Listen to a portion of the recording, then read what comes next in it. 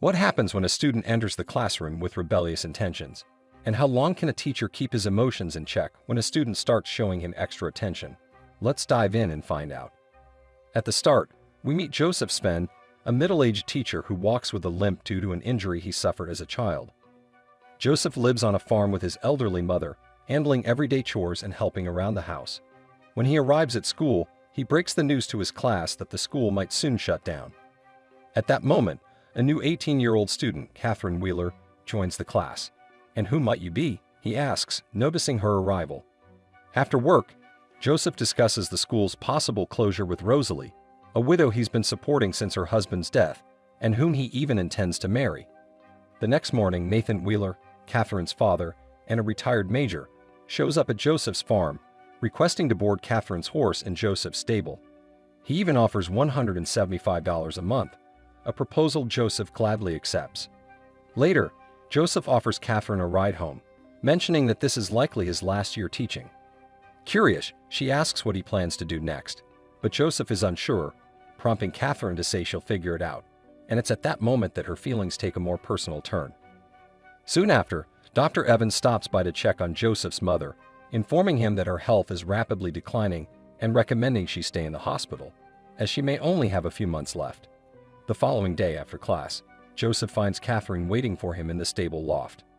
"You knew I'd be here, didn't you?" she says, signaling her intentions with a subtle gesture. Joseph, torn between his values and her attention, initially leaves to avoid temptation. However, he later reconsiders, realizing his life has become mundane and that maybe a bit of excitement wouldn't be so bad. He returns to Catherine, and they share a close moment. A few days later, the school board tells Joseph that his lack of professional development credits means he's ineligible to teach in the city. Joseph, unbothered, speaks his mind to the board members and heads home. Later, Dr. Evans visits and mentions that Major Wheeler, an avid hunter, spotted a coyote nearby. Evans offers Joseph his old hunting rifle, saying he's too old to use it himself. During class, Joseph assigns an essay, which Catherine uses as an excuse to leave him a message, saying she needs to talk about something important. Later, while driving her home, Joseph is frustrated by the openness of her note, worried someone could discover their connection. At first, he suspects she may be pregnant, but Catherine denies it and playfully teases him by saying she is, which momentarily stuns Joseph.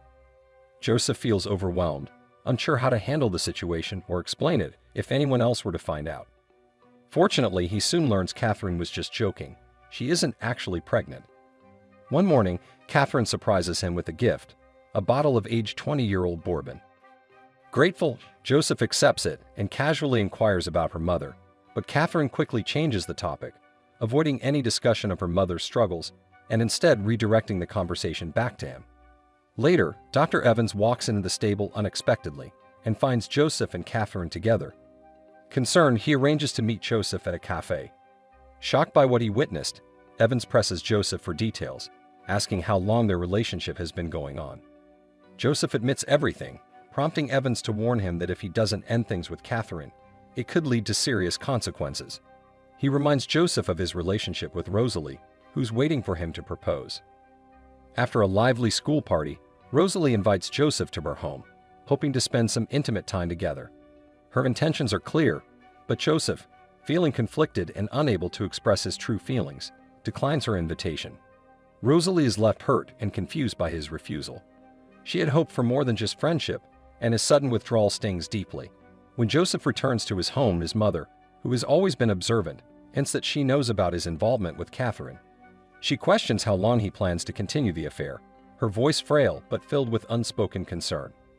Her words hit Joseph harder than expected, but just as he's about to respond, his mother's condition worsens, and she suddenly falls ill. This interruption saves him from having to confront the uncomfortable truth, but her piercing question lingers in his mind, forcing him to reflect deeply on his actions and the path he has chosen. After some time, Joseph feels the weight of his mistakes and decides to apologize to Rosalie. He visits her, explaining that the reason he had turned her down before was not because he didn't care for her, but because his mother needed him. He apologizes for being distant, assuring her that she deserves more than what he's been offering. But Rosalie, though understanding, suspects that there's more to the story. She can see through his half-hearted explanations and presses him for the truth. Joseph, feeling the burden of his regrets, opens up, revealing the inner turmoil he's been battling. He explains that as he's grown older, he's realized he hasn't truly pursued his own dreams, constantly putting others' needs before his own. He confesses his longing for a peaceful life, away from all the chaos, where he could sit on a quiet, secluded beach, fish, and simply relax in solitude. But above all, he admits that he wishes for one thing: to share a moment of genuine tenderness with her. No expectations, no complications. Just the two of them enjoying each other's company in the daylight. Rosalie, after a brief moment of hesitation, softens, and despite the emotional distance between them, she gives in to her feelings and fulfills Joseph's quiet wish. Soon after their intimate moment, Joseph's mother passes away. The grief is heavy, and after the funeral, as Rosalie sorts through condolence cards, she stumbles upon one from Catherine. Her heart sinks as the truth hits her hard. Joseph had been unfaithful. The realization cuts deeper than anything she expected, and she confronts him in a heated moment outside, her eyes full of betrayal.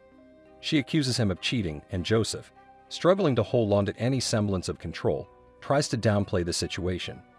He insists that Catherine was nothing more than a fleeting distraction, a brief fling that meant little in the grand scheme of things. He pleads with Rosalie, telling her that she is the one who truly matters to him, that he loves her, and that Catherine's actions were insignificant. But his words fall on deaf ears. Rosalie's pain only intensifies, and in a flash of anger, she lashes out, her voice trembling as she tells him she wishes he would die. She shoves him away, her heart breaking as she walks away from him, leaving him standing in the cold, lost and regretful. Later that evening, Catherine arrives at Joseph's home, having heard about the fallout. She insists that they should get married, claiming that it's the only way forward. But Joseph, exhausted by the weight of everything that has happened, tells her it's over. He firmly says it's time to end their relationship, realizing that their connection was nothing more than a momentary lapse in judgment. Catherine, scorned and determined, warns him, "You'll regret this." The very next day, Joseph finds out that Nathan, Catherine's father, knows everything about their affair and is not about to let it slide. That night, Joseph, feeling a sense of impending confrontation, takes the hunting rifle that Dr. Evans had gifted him and waits for Nathan's arrival. When Nathan and his wife finally show up, Nathan only wants to talk. He calmly asks Joseph if he plans to marry Catherine, but Joseph, despite the pressure, admits he's unsure and doesn't think he's her type. Nathan, surprisingly understanding, tells Joseph that he believes Joseph is a good man and that it's not entirely his fault. Catherine shares responsibility in the matter as well. However, Nathan's wife, unable to hold back her anger, slaps Joseph across the face, accusing him of taking advantage of her daughter. Despite her wrath, Nathan suggests that they let the situation go and part ways peacefully. Once they leave, Catherine reappears, asking once more if Joseph will marry her.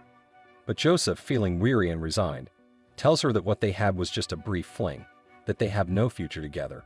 He's too old, and she's too young, too uncertain of what she truly wants. In a final desperate gesture, Catherine kisses him, and in a quiet, sorrowful confession, she says, "I've done something bad." Joseph, confused and conflicted, steps outside and is shocked to see the barn engulfed in flames.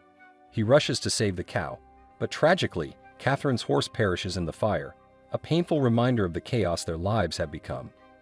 The next day, Joseph realizes he can't keep living like this. He decides to make things right. He seeks out Rosalie, tells her that he truly loves only her, and that he wants to build a life with her. Rosalie, moved by his sincerity, forgives him. Together, they make their way to the ocean, where they decide to leave everything behind and live the rest of their lives together, away from all the pain and mistakes of the past.